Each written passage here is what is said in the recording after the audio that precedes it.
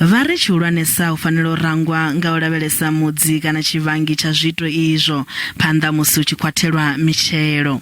Iyo yo vha ṱhoho ya mulaedza wa u rwela ṱari tshiimiswa itshi wa uri God Cares mudzimu vha na ndavha na nga tshenetshi tshifhinga tsha maḓuvha a 60 a u lwa na zwiito zwa u tambudziwa vhafumakadzi. Let us focus on saving lives, because that is what we are.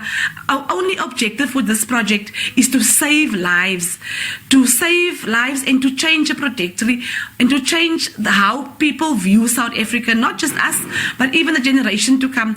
Tshipikwa tshihulwane tsha tshiimiswa itshi ndi u lulamisa vhapondi uri vha shandukise vhutshilo havho vha dovhe hafhu vha ṱanganedzwe nga vhadzulapo. By getting the fathers out of prisons, restoring the unit, making better families, making better communities, making better. Do you understand? That is what it's going to be about. That is our purpose. Dziṅwe mbekanyamushumo dzi lavhelesa na u thusa avho vhane vha khou tambudzwa hune vhunzhi havho vha tshila fhasi ya nyofho khulu. They take responsibility, one, for the violence. They take responsibility for the shame. And they feel accountable then to protect and defend both the victim parent but as well as the perpetrator. So these kids are in a very difficult position.